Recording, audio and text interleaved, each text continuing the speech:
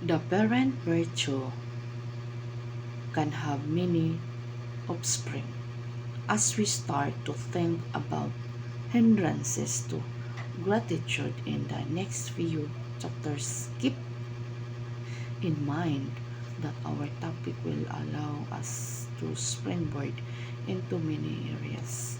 I hope you are beginning to see that gratitude is not as simple as it may first appear.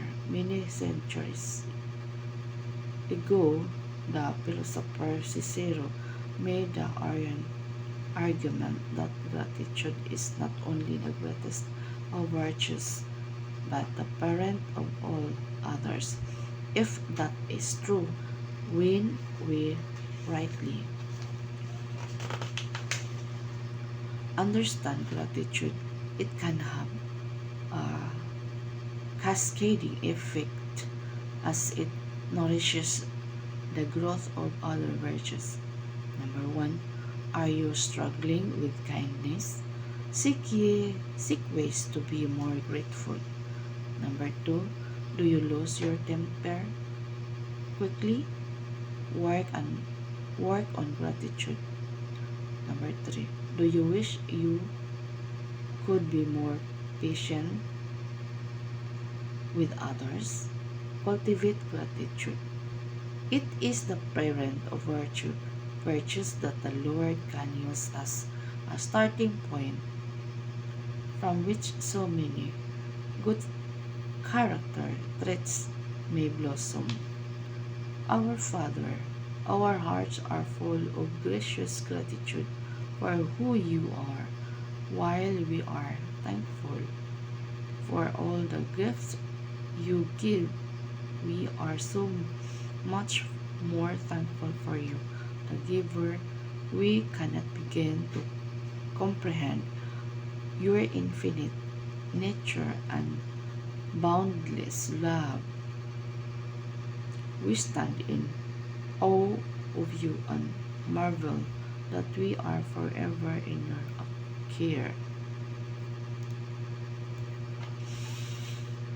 Let both gracious and natural gratitude be deeply knit into our hearts.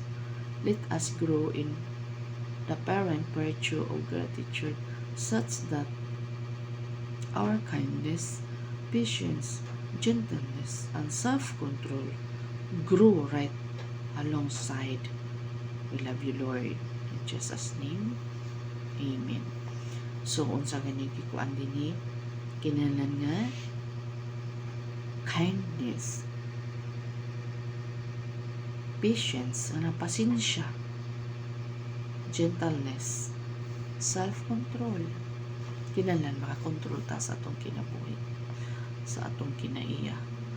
Kinahanglan atong kontrolon atong kinaiya. No? Atong kinaiya, walay lain kundi atong isulot ang kinaiya sa Dios. Kindness, gentleness, holiness, self-control, patience, love, joy,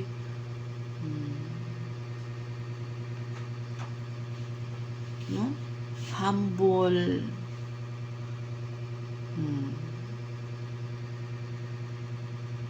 kanang self-control, dili ta mo patuyang bukas sa atong bakba, no? Labi na natin mga pang-istorya, natoy ka-istorya. Kinahanglan ang imong istorya makapanalangin sa uban. Dili ka nang imong gina-istorya, dili mahimong mapanalangin sa uban.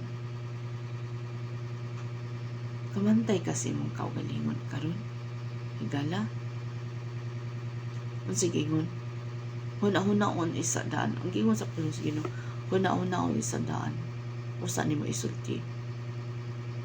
Hello. Nakabasa man ka niini, pero kulang lang ka sa apply. Kinahanglan i-apply ang pulong sa Ginoo. Kay kung nagbasa lang ka niini, wala nimo i-apply. Kulang gihapon na. Kinahanglan i-apply. Kung sinabasa na to sa pulong sa Dios, atong i-apply. Dili kay arrogante ta. No? Dili kay arrogante ta. kanang pagka-arugante, iyaman na sa kaaway. Kinaiyaman na ni Satanas ng mga arugante, kanang mga hakop, kanang mga dalo. Kuan na siya, iyan na kinaiyan na ni Satanas. Dili makontento kung unsay naa sa iya, ha. Bahala na og masakitan ang uban. Basta iyang kaugalingong kagustuhan, tama siya. Kinaiyan na ni Satanas. Unsay giingon sa pulong sa Ginoo. Ani manggod, gipanalanginan ka para sa uban. Na gipiyal na sa Ginoo sa imo, ha. Gitistingan lang ka kung kapiyalan ka ba.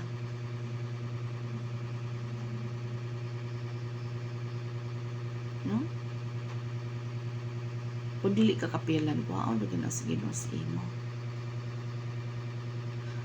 Manlamang ka na kay imo, kunya manguha pa jud ka sa kuan sa uban. Ano, angay na lang untang ihatag sa wala. Pero kanang di ka kakontento kasi na kay imo, ha. Manlamang na wad-an na iyan na ni Satanas ng kinaya, ha. Basing gitigaan na ka sa Ginoo, komportable na kay ka. Ya manguha pa jud ka sa walang-wala. Imo pa jud kuhaan ang wala. Manong pagka sa Ginoo ni ana, dapat lang makontento ka unsay naa sa imo, ha. Dapat man lang maluoy ka sa uban. Manubag ra gyapon ka sa Ginoo ni ana, kay kulang kag application. I-apply sa kinabuhi ba? Unsay nabasahan mo sa pulong sa Dios? I-apply sa imong kinabuhi. Ayaw po tan-aw nitong puling sa uban. Tan-aw nimo perfect na kaay ka. Wala mo perfect na to. Makasalata nga dili na to tinuyo. Makasalata nga dili na to plano. Hello.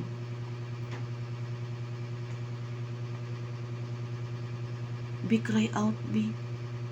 Hilaki imong kaugalingon karon. Ika nakapanlamang ka sa uban. Sige lang self. Suko man Ginoo ana. Wala kay katagbawan sa imong kinabuhi. Dapat makontento ka. Sige hatag sa Ginoo sa imo. Nga natan-aw na gani nimong naa na sa imo. Ayaw na lang panguha sa uban. Manlamang naman ka ana. Wala ka naka-apply sa pulong sa Dios. Wala ka tinuod na higugma sa imong mga kaigsuunan. No?